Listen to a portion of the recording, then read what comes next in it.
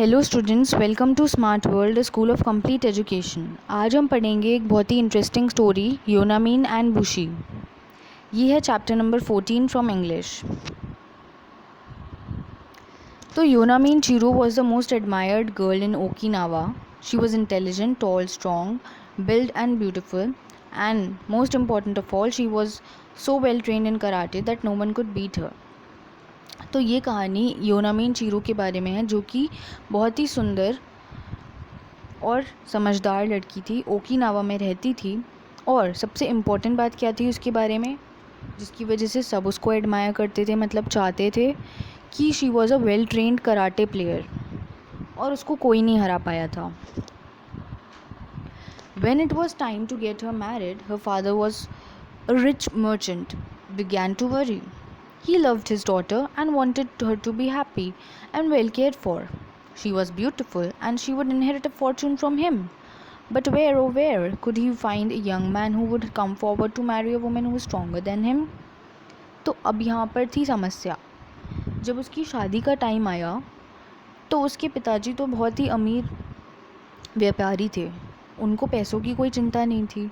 उनकी बेटी भी बहुत सुंदर थी और काफ़ी काबिल भी थी। फिर क्या परेशानी थी? परेशानी ये थी कि उन्हें ऐसा क्या मैच मिलेगा अपनी बेटी के लिए जो उससे शादी करे, क्योंकि वो तो सबसे शक्तिशाली थी। तो उन्हें कोई ऐसा वर ढूंढना था जो उससे भी ज़्यादा शक्तिशाली हो, जो ढूंढने में उन्हें बहुत मुश्किलें आ रही थी। लेकिन योनामीन के भी अपने ही कुछ अरमान थे अपनी शादी को लेकर, और उसने कहा कि मैं उसी से शादी करूंगी जो मुझे हरा पाएगा। और उन्होंने एक प्रतियोगिता रखी। बहुत लोग आए उससे शादी करने के लिए, बहुत लोग लड़े भी, लेकिन कोई नहीं जीत पाया। उन बहुत लोगों में से कुछ थे, एक था कोजू। वो दिखने में भारी भरकम था और योनामीन से ज़्यादा ताकतवर भी था। लेकिन जब लड़ाई शुरू हुई तो उसने जैसे हमेशा जब कोई भी कंपटीशन स्टार्ट करते हैं तो हम अपने ओपोनेंट को विश करते हैं, हम उससे लड़ रहे हैं बट एक्चुअली में हम उसे रिस्पेक्ट करते हैं। लड़ तो हम सिर्फ उससे एज अ गेम में रहे ना, और गेम कोई रियल लाइफ में तो होता नहीं है। तो ये एक रूल होता है कि आपको बाओ मतलब झुकना होता है गेम स्टार्ट होने से पहले। लेकिन वो इतना एरोगेंट मतलब घमंडी था कोजू कि वो झुका ही नहीं। उसने क्योंकि रूल्स फॉलो नहीं किए तो इस बात से योनामीन को काफ़ी गुस्सा आया, और फिर कोजो ने ज़ोर का मुक्का भी मारा योनामीन को गेम शुरू होने से पहले, जिसके कारण योनामीन बहुत गुस्से में आ गई थी। She caught hold of his arm and twisted it so powerfully that the unsupportive Kojo fell in the heap of had limp away defeated. Mean के गुस्से ने उसका हाथ पकड़ के इतनी ज़ोर से मोड़ दिया कि वो सीधे ज़मीन पर चारों खाने चित हो गया और उसे हार कर वापस जाना पड़ा।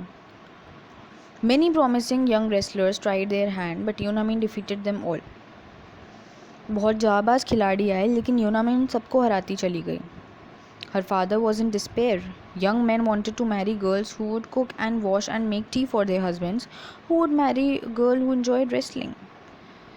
तो जो उनके पिताजी थे वो फिर से कंफ्यूज हो गए। उन्होंने कहा कि लोग चाहते हैं ऐसी लड़की से शादी करना जो कि खाना बनाए, उन्हें चाय बना के पिलाए, उनका ख्याल रखे।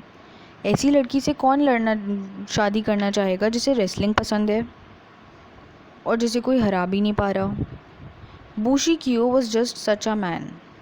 He had trained under the karate master Sukagawa, and he proved to be such an expert that he was recruited by Shoko, the king of Okinawa, to be his personal guard. तो फिर बुशिकियो नाम का एक लड़का सामने आया जो कि योनामीन की तरह ही बहुत अच्छा कराटे प्लेयर था और ओकिनावा के राजा का पर्सनल गार्ड भी। His friend said to Bushi, "You should take on the challenge of this girl. You may be big, she may be big, but you are stronger and smarter than her." Bushi too was keen to marry a girl like Yonamin. He did not want a delicate, fragile girl for a wife. तो फिर अपने friends के साथ discuss करके उसने सोचा कि वो भी एक बार इस प्रतियोगिता में हिस्सा लेना चाहता है और वो हिस्सा लेने आया। योनामीन तो उसकी पहली झलक से ही इम्प्रेस हो चुकी थी। She had heard that he was the king Shoko for years. He was tall and slim.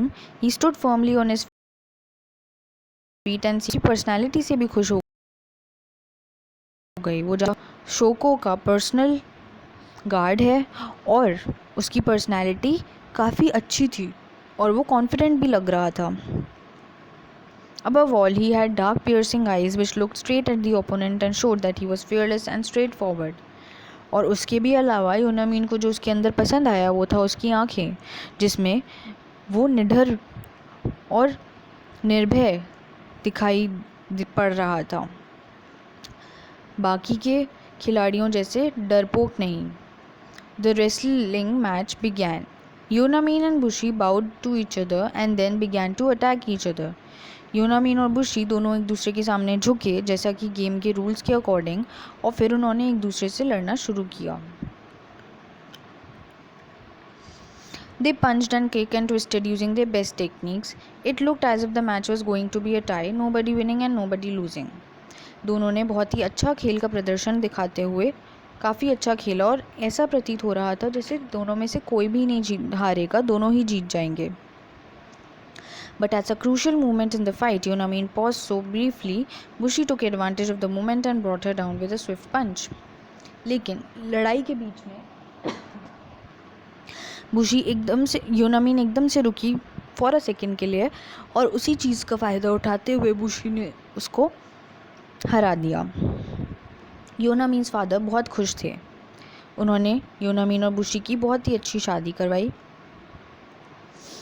और ये बहुत ही हैप्पी मैरिज थी। Yonamine was a kind and loving, she cooked and clean and kept the house spick and span.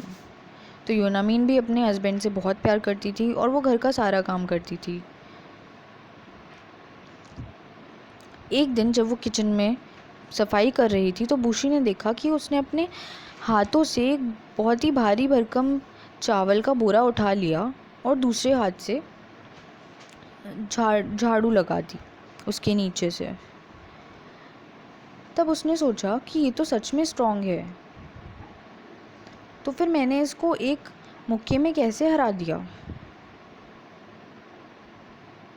एक दिन योनामीन ने बोला कि वो अपने के पास जाना चाहती है और वो शाम को चली जाएगी और अगले दिन आ जाएगी डिनर के टाइम तक। बुशी ने उसे समझाया कि उसे अकेले जाना नहीं चाहिए। रात के समय में काफ़ी डाकू और चोर लुटेरे भी रहते हैं जो कि एक औरत के लिए सेफ नहीं है। योनामीन ने उसे सांत्वना दी। उसने कहा कि मैं एक बहुत ही अच्छी और समझदार रेसलर हूँ, मैं अपना ध्यान खुद रख सकती हूँ, तुम परेशान मत हो। बुशी ने भी कहा, don't forget that I threw you down flat on the ground, you are not unbeatable. तो बुशी बोला कि ये मत भूलो कि मैंने ही तुम्हें हराया था, तो ऐसा तो हो नहीं सकता कि तुम्हें कोई भी नहीं हरा सकता, अगर कोई शक्तिशाली आ गया तो। योनामीन ने बोला, डोंट वरी, बैंडिट्स यानी कि डाकू तुम्हारी तरह स्किल्ड और ट्रेंड नहीं होते, मैं उनको हरा दूंगी। Bushi was not pleased, she is over confident, he thought to himself, she must be taught a lesson for her own good. Bushi को उसकी चिंता थी, तो उसने सोचा कि ये इतनी ओवर कॉन्फिडेंट है और इतना घमंड है इसको अपनी शक्ति पर, इस घमंड से इसी को नुकसान हो सकता है। तो उसने उसे एक सीख देने का प्रण लिया। जिस शाम योनामीन अपने घर जा रही थी उसी शाम बुशी एक डाकू की पोशाक में उससे पहले एक पेड़ के पीछे जाके छुप गया। जैसे ही अंधेरा हुआ और उसने योनामीन को आते हुए देखा, उसने पेड़ के जहाँ पे वो छुपा हुआ था झाड़ी के पीछे, वहाँ से निकल के उसको अटैक करने की कोशिश की। लेकिन योनामीन भी कम नहीं थी, वो सतर्क थी और उसने तुरंत उसके अटैक का वापस पलट के जवाब दिया और उसको घसीट कर एक उसी पेड़ से बांधकर और अपने घर चली गई। अगले दिन जब वो घर से वापस आ रही थी तो उसने देखा कि वो डाकू अभी तक वहीं पेड़ से बंधा हुआ था। वो उसके पास गई और उसने उससे पूछा कि क्या मुझे तुम्हें खोल देना चाहिए या फिर तुम्हें यहीं पड़े रहने दूँ। डाकू बोला, please untie me, mumbled the bandit, I beg you forgive me, I shan't ever. Request करी, प्रार्थना करी कि प्लीज़ मुझे खोल दो, मैं आगे से ऐसा कभी नहीं करूँगा।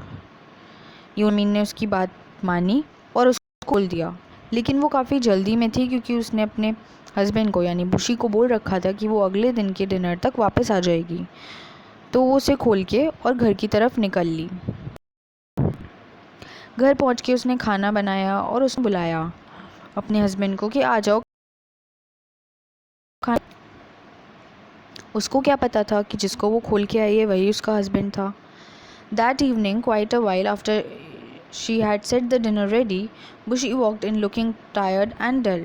She helped him wash and set out fresh clothes for him to wear.